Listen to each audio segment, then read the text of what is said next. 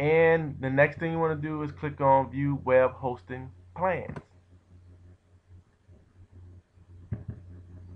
You want to choose the baby plan.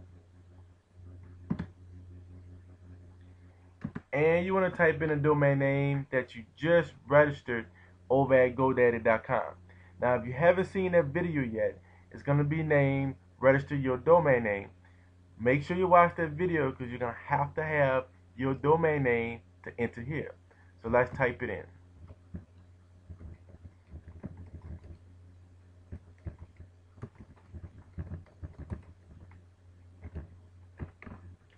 Click Continue. And they're going to ask you to create a username and passpin. Make sure you write it down so you don't forget it. You're going to fill out the simple information, name, email, telephone number, address, and you're going to actually click on create account.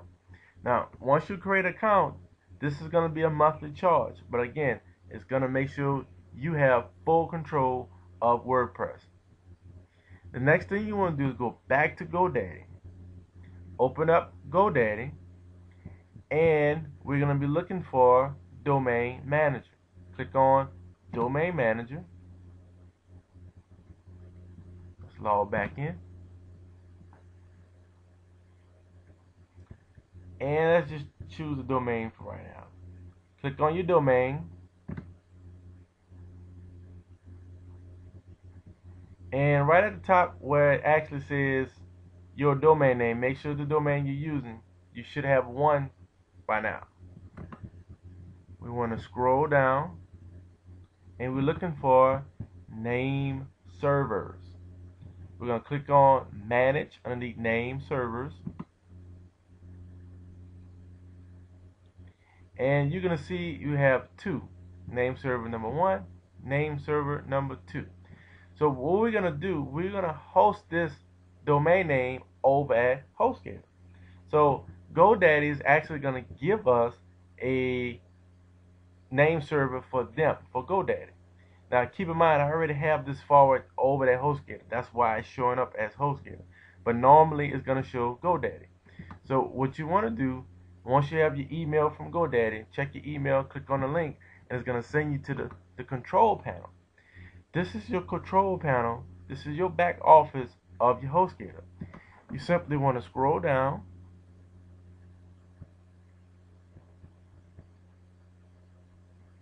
And right here you see the two name servers.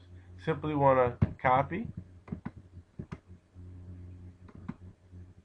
number 1 and paste it right here. I'm going to go back and copy the second one. Highlight it, copy it, back to GoDaddy, and we paste the second one here. Once that is done, you click OK. Now, everything is pointed at your HostGator account. So that is perfect. Over at HostGator. So as you logged in, you want to scroll down to the bottom where it says Software and Services. As you can see, this little smiley face, Fantastical Deluxe. You want to click on Fantastical Deluxe and use Fantastical to automatically install and any of the scripts listed on the left.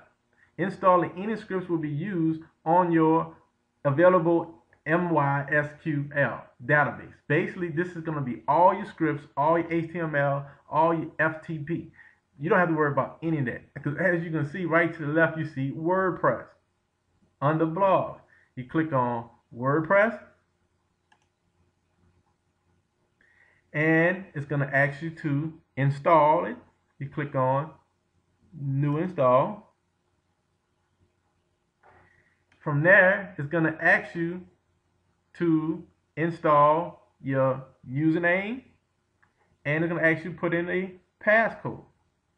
Once you do that, you fill out the bottom with your email address and you click Install WordPress. Now, obviously, I'm not going to click the button because I already have it installed. But guys, that is it.